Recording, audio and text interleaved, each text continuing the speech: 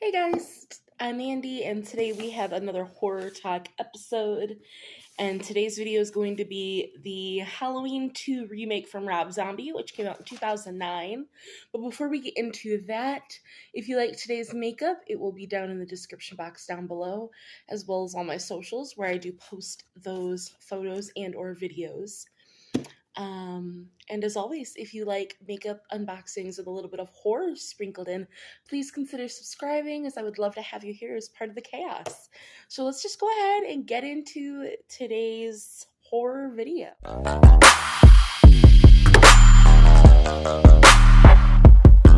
So like I said, today is Halloween 2, which came out in 2009 and has an IMDb rating of 4.8 out of 10, and the storyline goes: Michael Myers is still at large and no less dangerous than ever.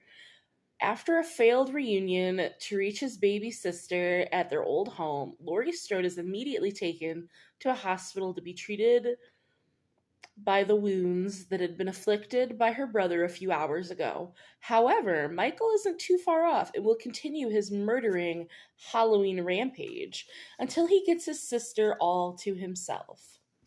We have some interesting trivia here. John Carpenter was offered a cameo in the film by Rob Zombie, but he turned it down.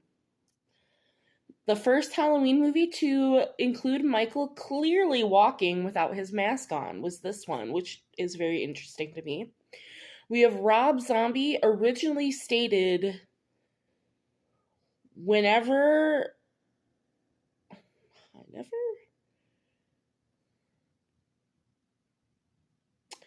make a sequel that he wouldn't make a sequel to Halloween 2007, but the studio had decided to make it, so then he signed on to write and direct it because he didn't want someone else to ruin his vision. So he didn't want the sequel, which makes sense when you see how low the reviews are and everything. He didn't want this, but the studio was like, we're making a sequel, and he's like, well, if you're doing it, then I'm gonna be the one to do it because nobody else is gonna ruin it but me. While writing Sam Loomis for the sequel, Rob Zombie based his egotistical and self-absorbed personality on Dr. Phil and his TV show, which I find that absolutely hilarious, because now looking back on that makes total sense in my opinion. Weird Al Yankovic's only condition to appear in the film was that he got to pick his own clothes. Alright, go off. The word fuck and its derivatives are used 112 times in the film. Wouldn't be a Rob Zombie film without that.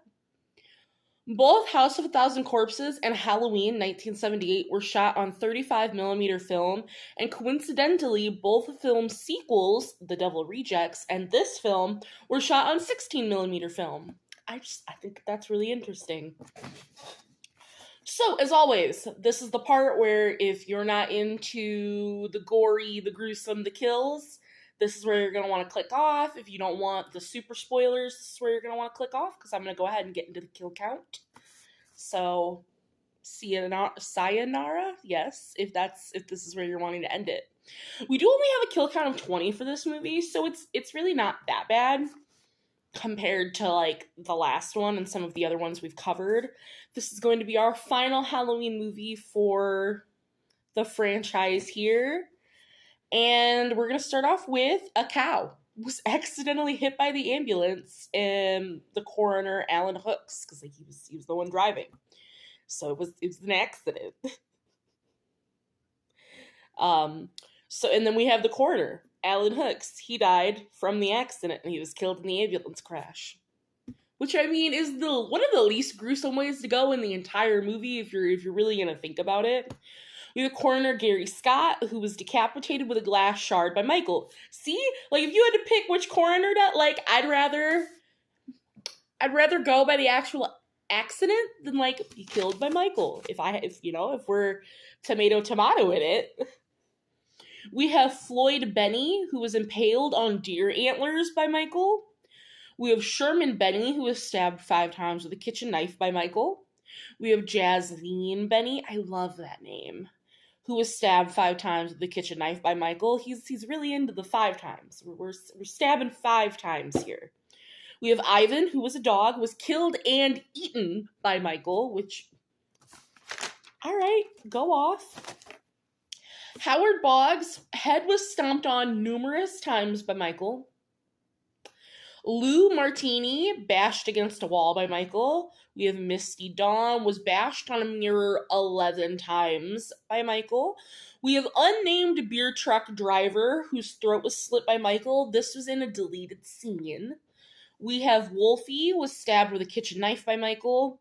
Harley David was strangled in a van by Michael. Deputy Andy Neal his neck was snapped by Michael. We have Annie Brackett was beaten to death by Michael. Maya Rockwell was stabbed only 4 times. He was a little generous. He was only stabbed 4 times by Michael. We have Bex, who was thrown through a windshield by Michael. We have Dr. Samuel Loomis, who was slashed and stabbed with a kitchen knife in the theatrical version by Michael, and then stabbed with a kitchen knife in the unrated version by Michael. So depending on which one you're watching. And then Michael Myers was stabbed 10 times with his knife by Laurie in the theatrical cut, and then shot repeatedly by Sheriff Brackett and his police officers in the unrated cut. We have Angel Myers, otherwise known as Laurie Strode, who was shot to death by the police as an accident, only in the unrated version. So this one, it's got a lot of, depending on which version you're watching here, you've got the theatrical cut, the unrated cut. I believe, because I've only seen this one once because I did not like it, that I watched the unrated, but it's been so long that I honestly could not tell you. Then we have a couple dream victims, because there was some dream sequences here with some victims. So we have unnamed nurse, her eyes were gouged out by Michael off screen. Nurse Octavia Daniels was stabbed to death by Michael with a knife. Buddy, the night watchman, was hit in the back with an axe by Michael. And then we have just multiple hospital staff patients who were also killed by Michael, were found dead in the unrated cut, but it's unknown when their deaths took place. But those were all dream sequence deaths, so take those as you will, whether you're going to count them as actual movie deaths or not. For me, I didn't like this one. And knowing now that Rob Zombie didn't want to make this makes me feel better about not liking this movie, because if he didn't want to make it and he didn't like it going into it, makes me feel better about being I didn't like it either. But the kills were good though. Again, being a Rob Zombie movie, it was gruesome, and I will give it that. His movies are good in that regard, but just the storyline didn't make a whole lot of sense for me. There's a lot of back and forth in this movie that I didn't like, and I'm gonna give this one a 2 out of 10. I'm sure there are people out there that absolutely love this movie, but for me, it wasn't very good.